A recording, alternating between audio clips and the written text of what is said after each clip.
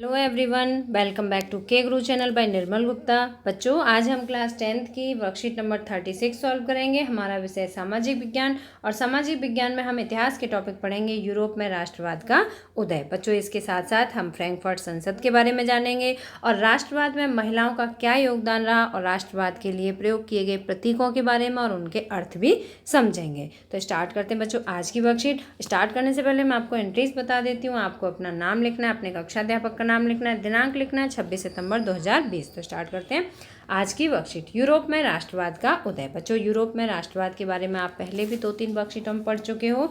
तो देखिए, राज्य की दृश्य कल्पना। बच्चों, कल्पना मीन्स होता है एक विचार करना, ठीक है, एक सोचना उसके बारे में। तो जो राज्य था, राज्य की जो दृश्य कल्पना है वो किस तरह से की गई थी कि राष्ट्र में कुछ रूपक माने गए थे, है ना। जैसे कि हम कल्पना करते हैं हमारा भारत देश है, एक भारत माता है, ये हमारी कल्पना है। हम देश के लिए एक रूपक मानते हैं कि हमारा भारत देश है, हमारी भारत माता है ना। तो जो भारत माँ है वो क्या है, वो दृश्य रूपक है। तो इसी तरह से जो यूरोप में राष्ट्रवाद की भावना का जब उदय हुआ था तो यहाँ पर भी कुछ दृश्य कल्पनाएं और दृश्य रूपकों को महत्व दिया गया था। जैसे 18वीं और 19वीं शताब्दी में कलाकारों ने राष्ट्र को कुछ यूं चित्रित किया जैसे वह कोई व्यक्ति हो। किसको? राष्ट्र को, ठीक है, राष्ट्र को इस तरह से चित्रित किया जैसे कि राष्ट्र कोई व्यक्ति हो। मतलब कि जब भी हम उसके बारे में सुने या समझें तो हमारे सामने पूरा दृश्य उभर कर सामने आ जाए, तो वो क्या कहलाता है? दृश्य कल्पना कहलाता है। तो 18वीं और 19वीं शताब्दी के जो कलाकार थे उन्होंने राष्ट्र को इस तरह से चित्रित किया था जैसे कि वह कोई व्यक्ति हो। राष्ट्रों को नारी भेष में प्रस्तुत किया जाता था। बच्चों, किस भेष में? नारी भेष में प्रस्तुत किया जाता था। राष्ट्र को व्यक्ति का जामा पहनाते हुए जिस नारी रूप को चुना गया वह असल जीवन में कोई खास महिला नहीं थी। यह तो राष्ट्र के अमूर्त विचार को ठोस रूप प्रदान करने का प्रयास था, यानी नारी की छवि राष्ट्र का रूपक बन गई। तो बच्चों, जो राष्ट्र का रूपक था वो कौन था? वो नारी की छवि थी, ठीक है। किसी महिला को राष्ट्र का रूपक माना गया, लेकिन वो महिला कोई खास महिला नहीं थी। फ्रांस में उसे लोकप्रिय ईसाई नाम मरियाना दिया गया। फ्रांस में क्या नाम दिया गया? मरियाना दिया गया, जिसने जन राष्ट्र के विचार को रेखांकित किया। इसी प्रकार जर्मेनिया जर्मन राष्ट्र का रूपक बन गई, ठीक है बच्चों। तो आपको ये याद रखना है, फ्रांस में क्या नाम दिया गया था रूपक महिला को? मरियाना, और जर्मन में जर्मेनिया, ठीक है। तो ये हमने जाना राज्य की दृश्य कल्पना, ठीक है। राज्य की जो दृश्य कल्पना थी उसे वहाँ के कलाकारों ने चित्रित किया था। अब हम दूसरा टॉपिक पढ़ेंगे, इसमें फ्रैंकफर्ट संसद के बारे में। जर्मन इलाकों में बड़ी संख्या में राजनीतिक संगठनों ने फ्रैंकफर्ट संसद में मिलकर एक सर्व जर्मन नेशनल असेंबली के पक्ष में मतदान का फैसला किया। बच्चों, किसका फैसला किया? एक जर्मन नेशनल असेंबली का फैसला किया, ठीक है। और कहाँ पर? ये फ्रैंकफर्ट क्या था? फ्रैंकफर्ट एक शहर था। तो यहाँ पर जो है बहुत सारे राजनीतिक संगठन थे, इन्होंने मिलकर एक जर्मन नेशनल असेंबली के पक्ष में मतदान करने का फैसला लिया। 18 मई 1948 को 831 निर्वाचित प्रतिनिधियों ने एक सजे धजे जुलूस में जाकर फ्रैंकफर्ट संसद में अपना स्थान ग्रहण किया। अब बच्चों, ये जो फ्रैंकफर्ट संसद थी इसका गठन कब किया गया? 18 मई 1848 को, ये आपको याद रखना है। और सबसे पहले जो निर्वाचित प्रतिनिधि थे वो कितने थे? 831 थे। यह संसद सेंट पॉल चर्च में आयोजित हुई। ये संसद जब आयोजित हुई तो कहाँ पर हुई? सेंट पॉल चर्च में आयोजित हुई। उन्होंने एक जर्मन राष्ट्र के लिए एक संविधान का प्रारूप तैयार किया, ठीक है। और यहाँ पर क्या किया गया था? जब ये चर्च में जब ये आयोजन किया गया था इसका, तो एक संविधान का प्रारूप तैयार किया गया, संविधान का खाका तैयार किया गया था। इस राष्ट्र की अध्यक्षता एक ऐसे राजा को सौंपी गई जिसे संसद के अधीन रहना था। अब जो राष्ट्र की अध्यक्षता करने के लिए जैसे राजा को चुना गया था उसको संसद के अधीन रहना था। जब प्रतिनिधियों ने प्रसा के राजा फेडरिक विल्हेम चतुर्थ को ताज पहनाने की पेशकश की तो उसने उसे अस्वीकार कर उन राजाओं का साथ दिया जो निर्वाचित सभा के विरोधी थे। उन्होंने किसका साथ दिया था? जो निर्वाचित सभा के विरोधी थे उनका साथ दिया था, ठीक है। जहां कुलीन वर्ग और सेना का विरोध बढ़ गया, जो कुलीन वर्ग था और जो सेना थी उन्होंने उसका विरोध किया। वहीं संसद का सामाजिक आधार कमजोर हो गया। संसद में मध्य वर्गों का प्रभाव अधिक था, जिन्होंने मजदूरों और कारीगरों की मांगों का विरोध किया। अब देखिए इसमें मध्य वर्ग जो था उसका प्रभाव बहुत अधिक था, ठीक है। तो इन्होंने क्या किया, इन्होंने कहा कि हमें मजदूर और कारीगर ये चाहिए, जिससे वे उनका समर्थन खो बैठे। अंत में सैनिकों को बुलाया गया और असेंबली भंग होने पर मजबूर हो गई, ठीक है। अंत क्या हुआ था बच्चों, इसमें जो असेंबली थी वो भंग हो गई थी। ये जो फ्रैंकफर्ट संसद थी ये भंग हो गई थी। लेकिन बच्चों ये भंग तो हुई थी, लेकिन इसने जो देश की राष्ट्रवाद की जो भावना थी उसमें बहुत बड़ा योगदान दिया था। अब इसके बाद हम नया टॉपिक पढ़ेंगे, इसमें राष्ट्रवाद के उदय में महिलाओं का योगदान। अब देखिए जो राष्ट्रवाद का उदय था उसमें महिलाओं ने भी बहुत बढ़ चढ़ के भाग लिया था। तो इनका किस प्रकार से योगदान था, तो देखो बच्चों ये आप पॉइंट में समझ जाएंगे। राजनीतिक संगठन का निर्माण, इसका मतलब है कि जो महिलाएं थी उन्होंने राजनीतिक संगठनों का निर्माण किया। दूसरा पॉइंट है समाचार पत्रों का प्रकाशन, महिलाओं ने अनेकों समाचार पत्रों का भी प्रकाशन किया था। मताधिकार प्राप्ति हेतु संघर्ष, इन्होंने अपने मताधिकारों को, अपने वोट डालने के अधिकार को प्राप्त करने के लिए संघर्ष किया। और राजनीतिक बैठकों तथा प्रदर्शनों में हिस्सा लेना, बैठकों में और प्रदर्शनों में इन्होंने हिस्सा भी लिया। अब इसके बाद हम पढ़ेंगे प्रतीकों का अर्थ।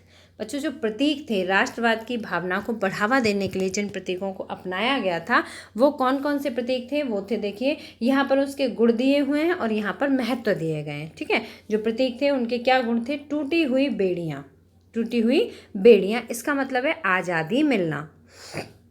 इसका मतलब है जब बेड़ियाँ टूट गईं तो इसका मतलब क्या हुआ, आज़ादी मिल गई, स्वतंत्रता मिल गई, ठीक है। बाज छाप वाला कवच, बाज छाप वाला कवच, इसका मतलब है जर्मन समुदाय का प्रतीक शक्ति, जो जर्मन समुदाय थी वहाँ की शक्ति, ठीक है। थर्ड था बलूत पत्तियों का मुकुट, बलूत पत्तियों का मुकुट, मुकुट मतलब वीरता, हमारी वीरता की निशानी, ओके। तलवार, तलवार मतलब मुकाबले की तैयारी। देखिए जो गुण हैं उसके अनुसार ही उसका महत्व था, जैसा महत्व था जिस प्रकार से उसके गुण थे उसी प्रकार का उसका महत्व भी है। तलवार से आप अनुमान भी लगा सकते हो, मुकाबले की तैयारी करना। तलवार पर लिपटी जैतून की डाली, शांति की चाह। अब देखिए तलवार पर क्या लिपटी है, जैतून की डाली, तो मतलब क्या है यहाँ पर, शांति की चाह। काला, लाल और सुनहरा तिरंगा मतलब उदारवादी राष्ट्रवादियों का झंडा। जो उदारवादी राष्ट्रवादी थे उनका झंडा कैसा था, काला, लाल और सुनहरा मतलब तिरंगा था, ठीक है। उगते सूर्य की किरणें मतलब एक नए युग की शुरुआत। तो बच्चों मुझे उम्मीद है आपको आज की वर्कशीट अच्छी तरह समझ में आ गई होगी। अब जो आज की वर्कशीट है इस पर आधारित 4 प्रश्न यहाँ पूछे गए। पहला प्रश्न है राष्ट्रवाद के उदय में दृश्य रूपकों के योगदान पर चर्चा कीजिए। अब बच्चों जो हमने इसमें 4 टॉपिक पढ़े थे उन्हीं चारों से रिलेटेड यहाँ पर प्रश्न पूछे गए हैं। दूसरा है महिलाओं के योगदान पर चर्चा, तीसरा है फ्रैंकफर्ट संसद का महत्व और चौथा है प्रतीक चिन्हों के महत्व को बताइए। तो देखिए पहले प्रश्न का आंसर मैं आपको बताती हूँ। राष्ट्रवाद के उदय में दृश्य रूपकों की भूमिका बहुत महत्वपूर्ण रही थी, ठीक है, बहुत ही महत्वपूर्ण रही थी। बच्चों यहाँ आप पॉइंट डाल डाल के भी लिख सकते हैं। राष्ट्र को नारी के रूप में प्रस्तुत किया गया था, ठीक है। और तीसरा पॉइंट आप लिखेंगे इससे राष्ट्र के अमूर्त विचारों को ठोस रूप मिला था। जो दृश्य रूपकों का प्रयोग किया गया था इससे राष्ट्र के अमूर्त विचारों को ठोस रूप मिला। और फोर्थ पॉइंट आप लिखेंगे दृश्य रूपक के द्वारा लोगों का राष्ट्र के प्रति प्रेम व लगाव और अधिक गहरा हो गया था। दृश्य रूपकों को लोगों ने बहुत अधिक महत्व दिया था, ठीक है। तो उससे क्या हुआ, लोगों के अंदर राष्ट्र के प्रति और ज़्यादा प्रेम और लगाव बढ़ता चला गया।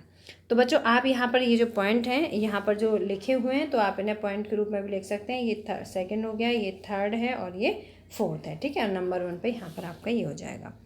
अब इसके बाद है क्वेश्चन नंबर 2, राष्ट्रवाद के उदय में महिलाओं के योगदान पर चर्चा कीजिए। तो देखिए राष्ट्रवाद के उदय में महिलाओं ने भी विशेष रूप से योगदान किया। बच्चों हमने अभी वर्कशीट में भी जाना था। देखिए महिलाओं ने अनेक राजनीतिक संगठनों का गठन किया जिससे आपसी एकता बढ़ गई। सबसे पहला उसमें बताया गया था कि राजनीतिक संगठनों का गठन, तो महिलाओं ने क्या किया था, कुछ राजनीतिक संगठनों का गठन किया था और उससे आपसी एकता बढ़ गई।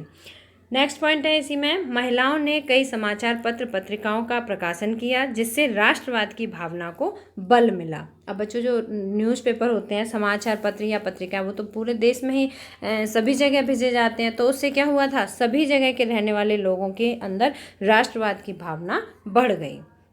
इस तरह से राष्ट्रवाद की भावना को बल मिला। और इसके बाद नंबर 4 पॉइंट है, महिलाओं ने मताधिकार जैसे मुद्दों पर भी संघर्ष किया। अपने अधिकारों का प्रयोग करने के लिए, वोट डालने के लिए भी उन्होंने संघर्ष किया। और 5th पॉइंट है, महिलाओं ने राष्ट्रवादी आंदोलनों में भी भाग लिया। जो राष्ट्रवादी आंदोलन थे उनमें भाग लिया। जिस प्रकार पुरुष भाग ले रहे थे उसी प्रकार महिलाओं ने भी भाग लिया। नंबर 6 है, महिलाओं ने राष्ट्र निर्माण में बढ़ चढ़कर भाग लिया। इस प्रकार से महिलाओं ने जो राष्ट्रवाद का उदय हुआ था उसमें महत्वपूर्ण भूमिका अदा की थी। तो बच्चों अब इसके बाद है प्रश्न नंबर 3, फ्रैंकफर्ट संसद के महत्व पर प्रकाश डालिए। अभी हमने वर्कशीट में जाना था फ्रैंकफर्ट संसद के बारे में। फ्रैंकफर्ट संसद का निर्माण जर्मनी एकीकरण के लिए पहला गंभीर प्रयास था। सबसे पहला गंभीर प्रयास क्या था? फ्रैंकफर्ट संसद का निर्माण। इसे बच्चों मैंने ऐसे भी पॉइंट के रूप में लिखा है जिससे कि आपको इजीली लर्न हो जाए। ठीक है, आप चाहे तो इसे पॉइंट में लिख सकते हैं, चाहे तो बिना पॉइंट्स के भी इस तरह से भी लिख सकते हैं। फ्रैंकफर्ट संसद का गठन 1848 में किया गया था। संसद में 831 चुने गए प्रतिनिधियों ने भाग लिया। संविधान भी तैयार किया गया। अब देखिए ये सब क्या थे? ये जो फ्रैंकफर्ट संसद थी उसके निर्माण से संबंधित था। उसके निर्माण का महत्व बताया जा रहा है कि उसका क्या महत्व था। देखो, गठन किया गया, फिर उसमें 831 चुने हुए प्रतिनिधियों ने भाग लिया था, हैं। और सबसे बड़ा महत्व क्या था कि जर्मनी एकीकरण के लिए सबसे पहला गंभीर कदम था। लेकिन ये असफल नहीं हुआ था। देखिए नेक्स्ट पॉइंट है लास्ट, यद्यपि यह प्रयास असफल रहा फिर भी इससे राष्ट्रवादी आंदोलनों को प्रोत्साहन व प्रेरणा मिली। तो ये भी एक बहुत बड़ा महत्व है फ्रैंकफर्ट संसद का कि इसने राष्ट्रवादी आंदोलनों को प्रोत्साहन व प्रेरणा दी। क्वेश्चन नंबर 4 है, विभिन्न प्रतीक चिन्हों के महत्व को लिखिए। प्रतीक चिन्ह कौन कौन से थे बच्चों? हमने अभी पढ़े थे। सभी प्रतीक चिन्हों की यूरोप में राष्ट्रवाद की विकास में महत्वपूर्ण भूमिका रही, जैसे टूटी हुई बेड़ियां, बलूच की पत्तियों का मुकुट, तलवार, उगते सूर्य की किरणें तथा तलवार पर लिपटी जैतून की डाली आदि प्रतीक चिन्ह थे। ये सभी तो प्रतीक चिन्ह थे। इन्होंने लोगों में सामूहिकता की भावनाओं को पैदा किया तथा साथ ही लोगों को संघर्ष करने की भी प्रेरणा दी। ठीक है बच्चों, तो मुझे उम्मीद है कि आपको आज की वर्कशीट के सभी प्रश्नोत्तर अच्छी तरह समझ में आ गए होंगे। अगर आपको पसंद आया वीडियो तो लाइक करना, अपने फ्रेंड्स के साथ शेयर करना, और अगर अभी तक आपने हमारे चैनल को सब्सक्राइब नहीं किया तो सब्सक्राइब जरूर करना। मिलते हैं फिर इसी तरह की नेक्स्ट एजुकेशनल वीडियो में। Till then bye bye, good luck to all of you.